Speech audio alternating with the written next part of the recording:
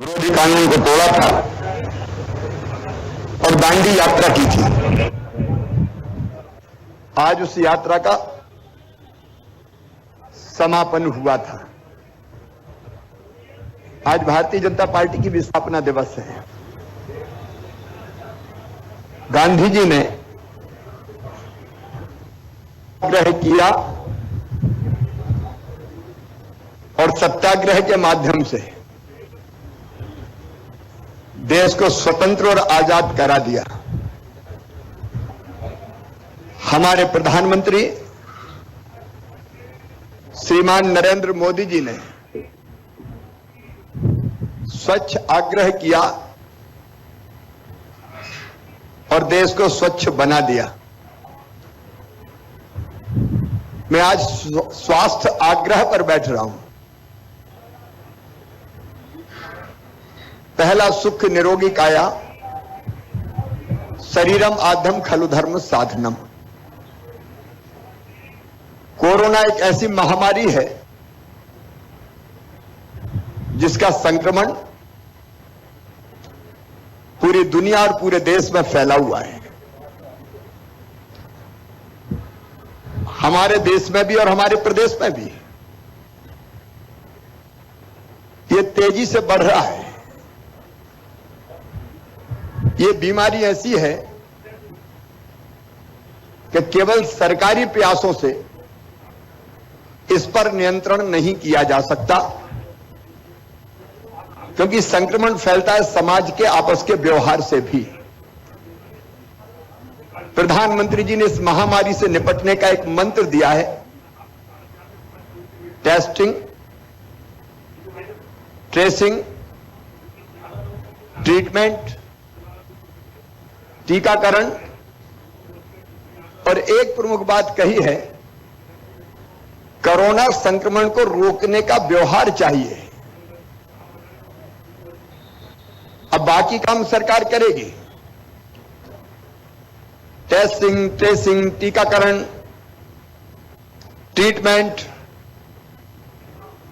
उसमें कसर नहीं छोड़ेंगे।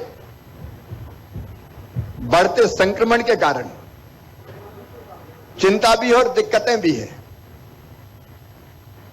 क्योंकि लगातार संक्रमण बढ़ रहा है तो अस्पतालों में पेशेंट्स की संख्या बढ़ती जा रही है।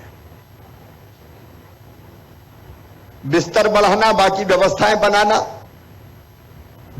वो सरकार का काम है, उसमें कसर नहीं छोड़ेंगे। लेकिन जहां तक संक्रमण रोकना है,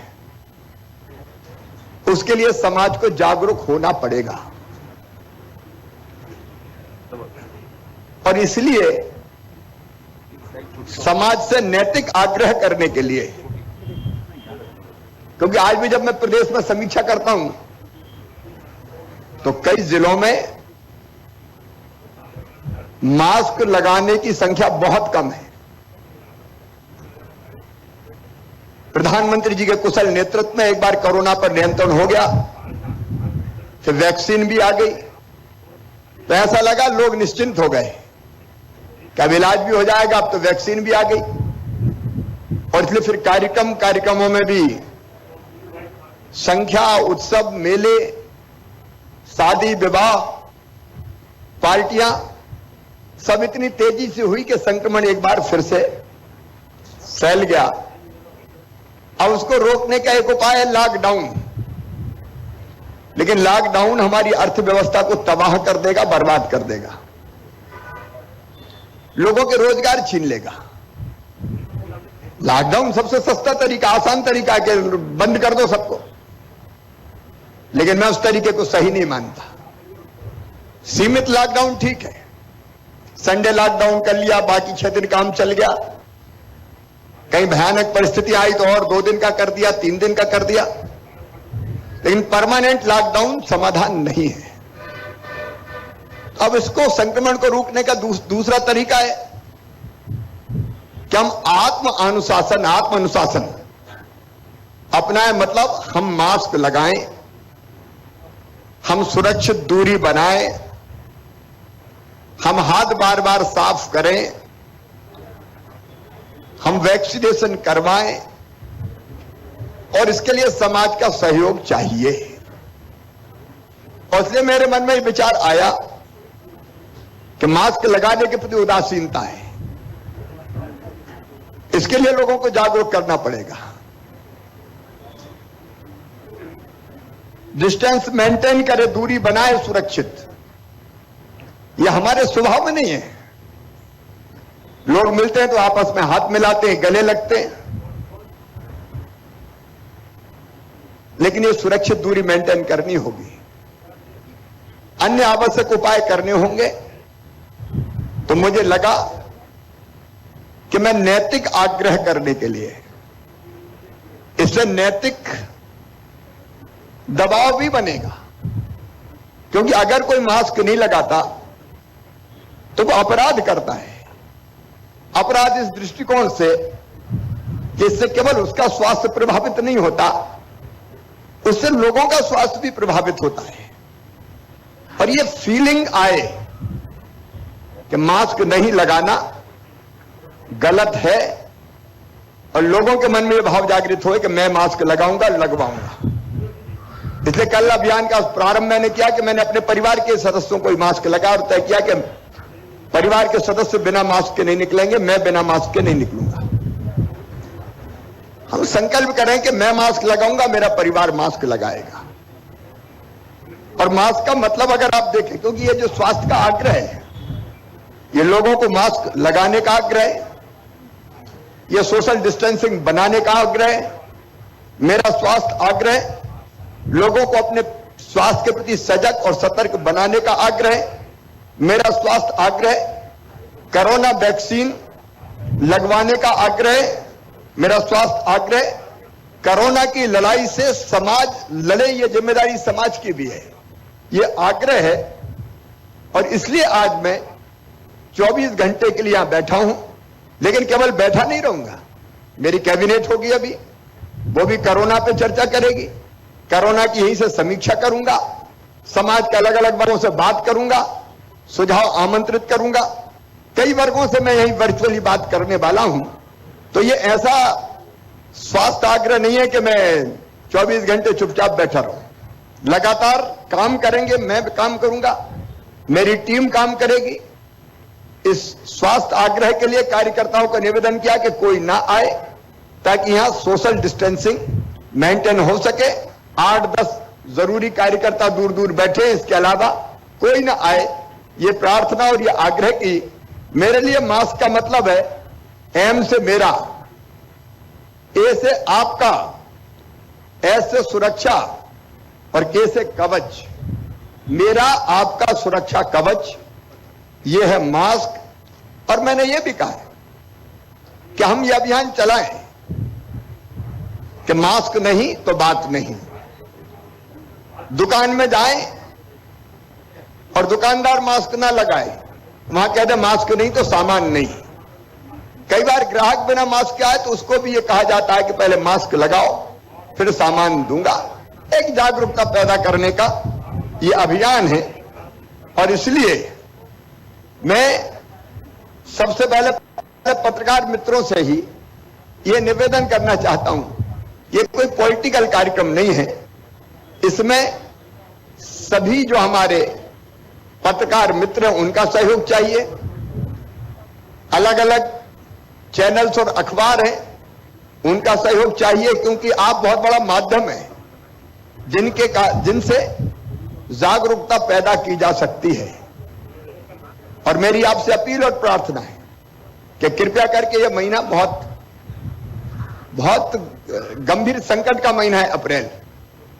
आप भी, चाहे चैनल्स हो और चाहे हमारे अखबार हो, प्रिंट मीडिया हो, इलेक्ट्रॉनिक मीडिया हो, अगर अपने काम में इसको शामिल कर लेंगे कि हम कम से कम इस मामले में जागरूकता पैदा करेंगे, तो निश्चित तौर पर समाज की बड़ी सेवा होगी।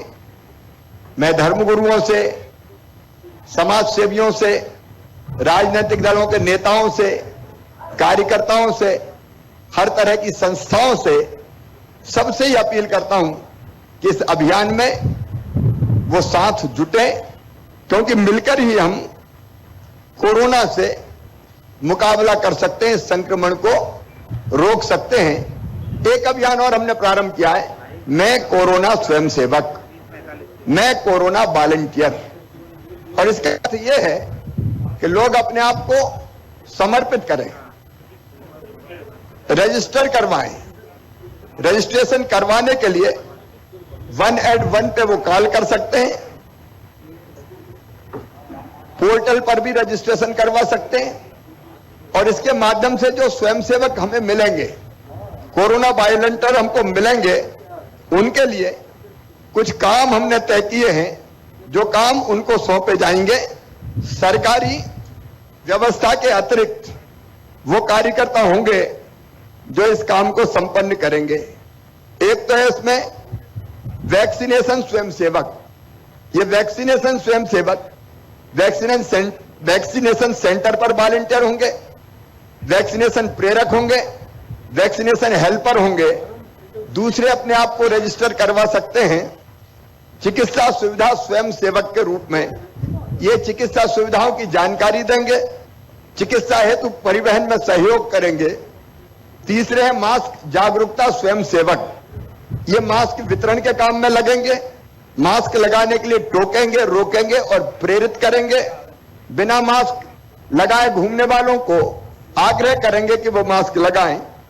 और चौथा होगा मोहल्ला टोली संगठन स्वयंसेवक। ये होम क्वारंटाइन में मददगार होंगे, संस्थागत क्वारंटाइन में मदद करेंगे। अपने मोहल्ले, अपनी गली, अपनी कॉलोनी की जवाबदारी ये स्वीकार करेंगे। अपनी रुचि के अनुसार कोई भी भाई बहन, बेटा बेटी सीएम हेल्पलाइन पर कॉल करके 181 या माई गव पोर्टल या माई आईटी पोर्टल पर पंजीयन करा सकते हैं। उनको इस काम में, कोरोना संक्रमण के रोकने के काम में और सेवा के काम में हम जोड़ने का अभियान चला रहे हैं, उनको जोड़ेंगे। मैं एक बार फिर सभी बहनों और भाइयों से अपील करता हूं कि जब मानवता पर संकट होता है तब चाहे बिना किसी मतभेद के संपूर्ण मानवता एक होती है। इसमें कोई राजनीतिक दल नहीं, कोई जाति नहीं, कोई धर्म नहीं।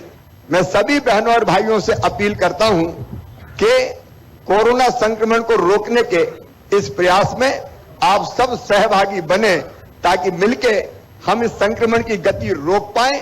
बेहतर इलाज और चिकित्सा की सुविधाएं सरकार और प्रशासन आवश्यक रूप से करेगी। इसी आग्रह के साथ ये स्वास्थ्य आग्रह का कार्यक्रम यहां पे हम प्रारंभ कर रहे हैं। धन्यवाद।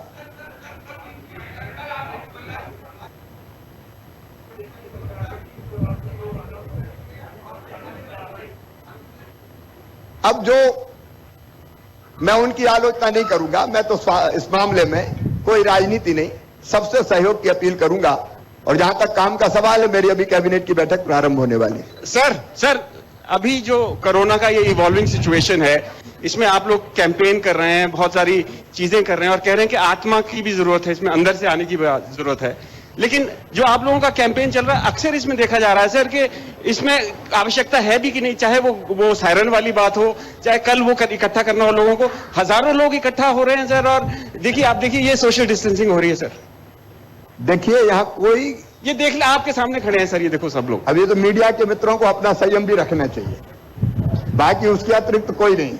और मैं आपसे भी मैंने पहले ही अपील की है कि आप भी डिस्टेंसिंग बना के रखें। सर मेरा छोटा सवाल है सर, ये अस्पतालों में बहुत पेशेंट जो कह रहे हैं कि उनको बेड नहीं मिल रहे हैं, और ऐसी लगातार शिकायतें मिल रही हैं कि लोगों को एडमिशन में दिक्कत जा रही है, तो सरकार का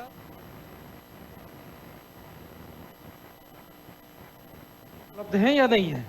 लगातार बेड्स की संख्या बढ़ाई जा रही है। अभी भोपाल में भी सरकारी व्यवस्था के अतिरिक्त पीपुल्स अस्पताल हो, जेके अस्पताल हो, उनमें भी बेड्स की व्यवस्था की गई है। निःशुल्क वहां भी इलाज कराया जा सकेगा। इंदौर में भी बेड्स की संख्या बढ़ाई जा रही है। जहां जहां आवश्यकता है बेड की संख्या लगातार बढ़ाते चले जा रहे हैं। सर एक सवाल सर ये भी है कि सर जिस तरीके से मुख्यमंत्री जी शिवराज मुख्यमंत्री जी, सर एक ये जो आप लगातार अभियान चला रहे हैं, उसमें एक बड़ी बात सरकारी अस्पतालों में या निजी अस्पतालों